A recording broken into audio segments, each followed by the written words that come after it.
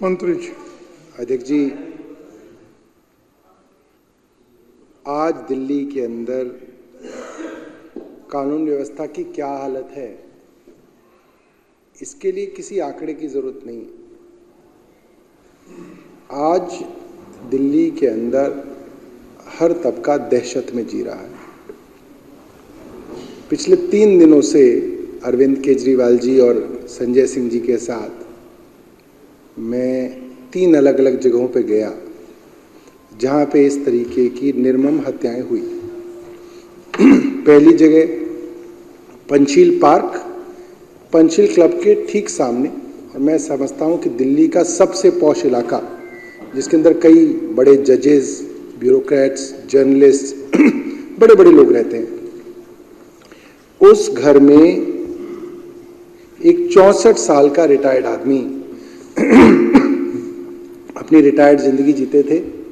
Panchsheel club जाते थे, वहाँ पे रोज का उनका था, सैटरडे संडे पंचशील क्लब जाएंगे, कैरियोके करेंगे, लोगों के साथ बातचीत करेंगे और घर 11 साढ़े 11 के करीब लौट के आएंगे। बहुत अच्छा परिवार, पढ़ा लिखा परिवार, संभ्रांत परिवार।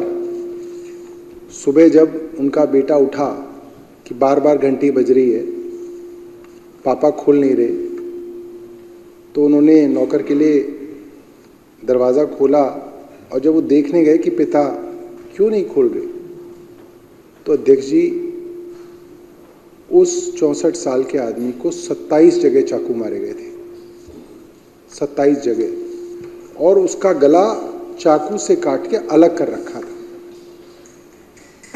मतलब वो लोग इतने शौक में थे कि हत्या के 3 दिन बाद उनके पास पूरी कोठी उनकी है, 1st floor, ground floor, 3rd floor तक। वो कह रहे हैं कि हम सब लोग इतने डर गए हैं कि अब पूरा का पूरा परिवार सिर्फ 3rd फ्लोर पे रह रहा है, क्योंकि कोई दूसरे फ्लोर पे जाना नहीं चाह रहा। उनके वचन थे कि अपने 3rd फ्लोर में हम सब लोग रह रहे हैं। उनके एक भाई जापान रहते थे, वो भी आ गए थे, एक बहन US रहती थी, वो भी आ गई थी।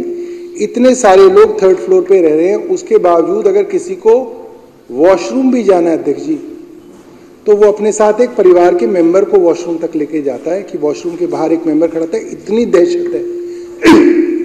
वो इस चीज को मतलब यकीन नहीं कर पा रहे कि एक आदमी, उनका बेटा बार बार ये कह रहा था कि the safest place in the world is home. कहता कि हमको हमेशा से लगता था कि हमारा घर सबसे सेफ जगह है हमारे लिए, पंचशील में है, कभी यहाँ इस तरह से सुना नहीं। अपने सेफेस्ट जोन के अंदर मेरे पिता सो रहे हैं और उनकी सुबह देखी तो इस तरीके से एक निर्मम हत्या हुई, ये बड़ी बात है। परसों एक और जगह गए हम, वो एक JJ क्लस्टर, माफ कीजिएगा, नारायणा गांव में गए, दुर्गेश पाठक जी का क्षेत्र है। इतना भयावह और इतना दुखद वो पूरा का पूरा नजारा था अध्यक्ष जी। 24 से 30 साल की 2 लेडीज सामने बैठी हुई हैं, 25-26 की होंगी वो दोनों, 2 विधवाएं सामने बैठी हैं। उनके यहाँ कोई रस्म होती है, शायद पूरे मुंह पे सिंदूर लगाया जाता है, और फिर उस तो पूरे मुंह पे उसके सिंदूर वगैरह लगा हुआ था और बड़ा डिस्टर्बिंग था।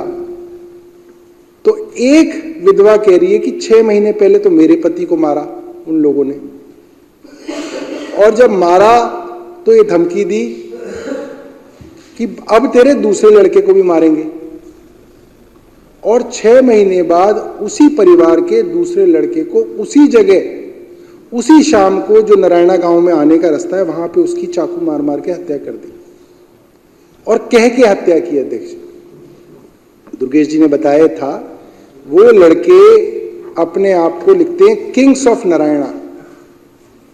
चाकू, हथियार दिखाते हुए खूब वो अपनी सोशल मीडिया पे रील डालते हैं। ये उनका जो सास ससुर हैं, ससुर जो हैं एक सिक्योरिटी गार्ड की नौकरी करता है ससुर। अब वो एक सिक्योरिटी गार्ड कह रहा है कि अब मेरे पास एक तो मेरी पत्नी और 2 विधवा बहुएं और 4 पोते पोतियां हैं, क्योंकि दोनों लड़के जो गुजरे उन दोनों के 2-2 बच्चे हैं। अब उस परिवार का क्या हुआ, क्योंकि हम जब अध्यक्ष जी जब खबर अखबार में पढ़ते हैं तो अच्छा एक मर्डर हो गया, अच्छा 2 मर्डर हो गए। वो खबर आपको इतना डिस्टर्ब नहीं करती, मगर जब आप जाके उस फैमिली से मिलते हैं तो आपको पता चलता है तो पूरा खानदान खत्म हो गया। मतलब कि उसकी मां रो रही है कि मेरे 2 लड़के थे, दोनों लड़के मर्डर कर दिए गए, 2 विधवा बहुएं और 4 छोटे छोटे 4 साल 3 साल 6 साल के पोते पोतियां हैं, वो कौन पालेगा उन्हें। और वो ससुर भी जो मुझे बहुत कमजोर लग रहे थे, बीमारी दिख रहे थे, वो कहते मैं बस एक सिक्योरिटी गार्ड की नौकरी करता हूं। ससुर ने बताया कि हमें जब धमकी दी गई कि तेरे दूसरे लड़के को भी मारेंगे तो हम पुलिस में गए। पुलिस वालों ने उनकी एप्लीकेशन नहीं ली अध्यक्ष जी। वो कह रहे कि हमारे पास जगह नहीं है थाने में कि तुम्हारी एप्लीकेशन लें। कितनी एप्लीकेशन लेंगे तुम्हें। इन्होंने बोला हमें प्रोटेक्शन चाहिए, कोई प्रोटेक्शन नहीं दी गई। तो ये देश की राजधानी के अंदर ये इस तरीके का माहौल पहले नहीं देखा। कल अध्यक्ष जी, कल हम शालीमार बाग में गए। शालीमार बाग के अंदर भी 2 लड़के अपने ही जेजे क्लस्टर के बाहर, एक जागरण हो रहा था, जागरण से लौट रहे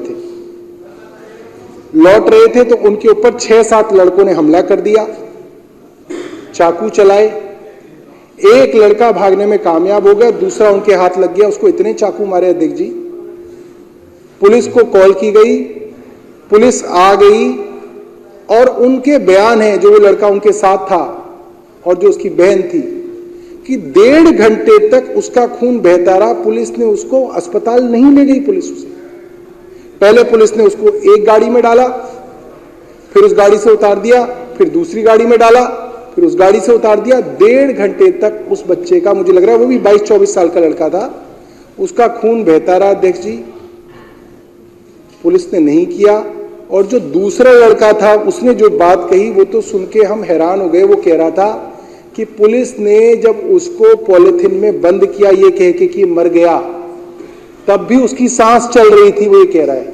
आप सोचिए अध्यक्ष जी, जो दूसरा घायल व्यक्ति है वो ये कह रहा है कि 1.5 घंटे तक तो पुलिस ले नहीं गई, और जब बाद में पुलिस ने उसको मृत कह दिया और उसको पॉलिथीन में बंद कर रहे हैं उसकी बॉडी को, तब उसकी सांस चल रही थी, पुलिस ने जिंदा को पॉलिथीन में बंद कर दिया। ये उसने कहा अरविंद केजरीवाल जी को, मुझे और संजय सिंह जी को। उनके यहां आप सोचिए, एक परिवार के अंदर हत्या हो जाए, कम से कम 20 पड़ोसी तो बैठते हैं घर पे। झुग्गी झोंपड़ी का जगह है, एक औरत बैठी हुई थी उनके घर मातम करने। और उसने क्या किया अध्यक्ष जी, उसने बोला कि पुलिस वालों से और उन गुंडों से इतना डर है कि इनके यहां जो शोक करने आएगा उसको भी वो मार देंगे। तो वो औरत कह रही है मैं ही आती हूं इनके घर रोज शोक करने, और कोई नहीं आता। किसी के अंदर इतनी हिम्मत नहीं है कि वो इनकी झुग्गी के अंदर आके इनसे शोक भी व्यक्त कर दे। इतनी दहशत है उस इलाके में। और सुनिए अध्यक्ष जी, जब उस लड़के की हत्या कर दी तो वो हत्यारा इनकी झुग्गी में आया और इनकी मां के पेट पे चाकू लगा के बोल के गया है कि अगर किसी ने गवाही दी तो सबको खत्म कर देंगे। आप सोचिए कितनी हिम्मत है। आपने एक लड़के का मर्डर कर दिया, एक लड़का घायल है। जो आरोपी है वो चाकू लेके आपकी झुग्गी में आया अगले दिन और चाकू लगा के बोल के गया कि हिम्मत है, अगर किसी ने मजाल की कि गवाही दी तो उसको भी खत्म कर देंगे। ये क्या दिल्ली है अध्यक्ष जी? ऐसी खबरें तो हमने बिहार और ऐसी जगहों की भी कभी नहीं सुनी। जब कहा जाता था कि बिहार के अंदर जंगल राज है, तब भी इस तरीके की खबरें नहीं सुनी जो खबरें आज आ रही। और ये कहना मैं सुन रहा था 2-3 दिन पहले कि कानून व्यवस्था कोई मुद्दा नहीं है। तो कानून व्यवस्था मुद्दा नहीं है तो फिर तो कोई कुछ भी मुद्दा नहीं है इस दिल्ली के अंदर। आज दिल्ली का व्यापारी अध्यक्ष जी इतना डरा हुआ है। मैं बड़े व्यापारियों की बात नहीं कर रहा अध्यक्ष जी, छोटे व्यापारी, हलवाई की दुकान चलाने वाले व्यापारी, बिल्डिंग मटेरियल का काम करने वाले व्यापारी, प्रॉपर्टी डीलिंग का काम करने वाले लोग, होटल चलाने वाले, छोटे छोटे होटल, रंगपुरी और महिपालपुर के अंदर जो 10-10 कमरों के होटल चलाते हैं, वो लोग, उनके पास फिरौती की कॉलें आना बिल्कुल आम है अध्यक्ष जी। 1 करोड़ दे दो नहीं तो उड़ा देंगे, 5 करोड़ दे दो नहीं तो उड़ा देंगे, 10 करोड़ दे दो नहीं तो उड़ा देंगे, ये आम है। और अगर वो आदमी दे देता है वो पैसा, तो वो दे रहा है। ऐसे बहुत हजारों व्यापारी होंगे दिल्ली के अंदर जो ये पैसा दे रहे हैं। और जो लोग पुलिस को बताने की हिम्मत करते हैं, एक तो पुलिस उन्हें धमकी मिलने के बाद भी प्रोटेक्शन नहीं देती, और जैसे ही गैंगस्टर्स को पता चलता है कि इन्होंने पुलिस में कंप्लेंट दे दी है, उनके यहां गुंडे बदमाश भेज के 20-20 राउंड फायरिंग कराई जा रही है। अध्यक्ष, एक 24 घंटे के अंदर दिल्ली के अंदर 3 जगह फायरिंग हुई। महिपालपुर के अंदर एक होटेलियर है, उनको 5 करोड़ रुपए की फिरौती की मांग थी, उन्होंने नहीं दिया, उनके होटल पे फायरिंग हुई। नारायणा के अंदर एक सेकंड हैंड कार डीलर था, उससे 5 करोड़ रुपए की मांग थी, उसने नहीं दी, उसके शोरूम में घुस के 22 राउंड फायरिंग की गई। नांगलोई के अंदर रोशन हलवाई हैं, उनसे पैसे की मांग की गई, उन्होंने नहीं दिया। 8:30 बजे दुकान खुली, 9 सवा 9 आके उनके दुकान पे फायरिंग हो गई। अब कहा जा रहा है कि जी वो पकड़े गए जो फायरिंग कर रहे हैं। अध्यक्ष जी, ये बड़ा क्लियर मोडस ऑपरेंडी है, कई बार अखबारों के अंदर छप चुका है कि जो लड़के फायरिंग कर रहे हैं वो तो मात्र 20-25 हजार रुपए के लिए फायरिंग कर रहे हैं। उनको तो 20-25 हजार रुपए दिए जाते हैं और बोला जाता है कि इस जगह जाओ, फायरिंग करो, बात खत्म। उनको पता है उन लड़कों को कि उनको पकड़े जाना है।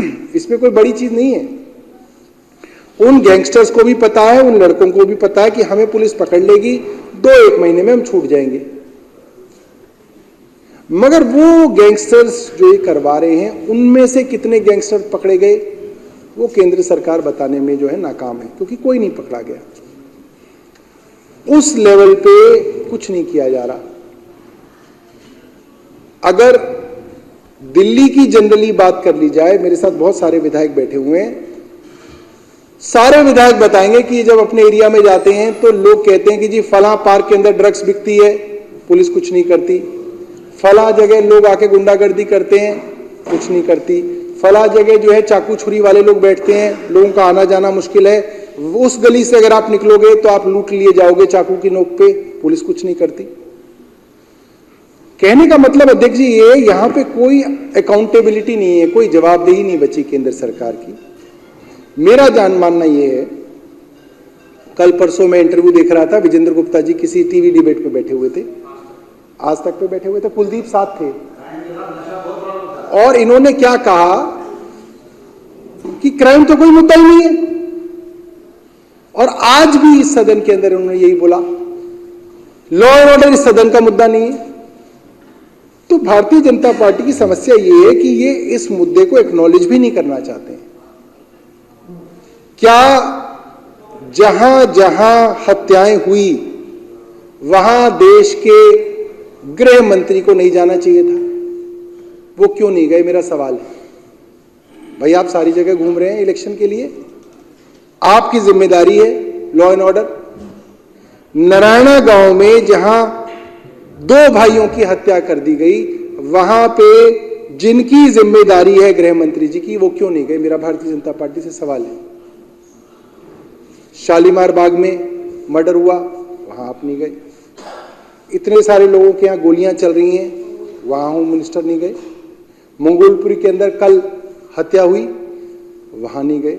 आज देवली के अंदर 3 लोगों का ट्रिपल मर्डर हुआ, होम मिनिस्टर नहीं गए। क्यों नहीं जा रहे? भारतीय जनता पार्टी के सांसद क्यों नहीं जा रहे हैं वहां पे? भाई जिम्मेदारी तो इनकी है, इनको जाना चाहिए। इनके एलजी क्यों नहीं जा रहे? बाकी सब जगह तो जाते हैं वो। इनको वहां जाना चाहिए।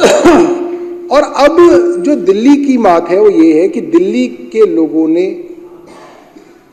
2 जिम्मेदारियां 2 अलग अलग सरकारों को दी। अरविंद केजरीवाल जी को जिम्मेदारी दी शिक्षा की, स्वास्थ्य की, पानी की, बिजली की, और भारतीय जनता पार्टी की केंद्र सरकार को जिम्मेदारी दी लॉ एंड ऑर्डर की, सुरक्षा की। आज ये दिल्ली के अंदर कहा जा सकता है कि जो लॉ एंड ऑर्डर का मामला है उसमें पूरी तरीके से भारतीय जनता पार्टी की केंद्र सरकार फेल रही है, पूरी तरीके से फेल रही है। अब किस मुंह से ये दिल्ली वालों के पास जाके कह सकते हैं कि भाई हमने लॉ एंड ऑर्डर तो फेल कर दिया, बाकी दिल्ली भी दे दो, वो भी फेल कर दे? ये एक बड़ा सवाल है और एक बड़ी विफलता है। और मैं चाहूंगा अध्यक्ष जी कि इस हाउस से एक बड़ा संदेश जाए देश के केंद्रीय गृह मंत्री को, देश के प्रधानमंत्री को, कि लॉ एंड ऑर्डर के अंदर जो हालत आज दिल्ली की है, दिल्ली आज क्राइम कैपिटल है देश में। सब लोग आज ये कह रहे हैं दिल्ली गैंगस्टर्स की राजधानी बन गई है और क्राइम कैपिटल बन गई है। मैं आपसे सिर्फ यही निवेदन करूंगा कि ये संदेश इस हाउस से जाना चाहिए। धन्यवाद अध्यक्ष जी।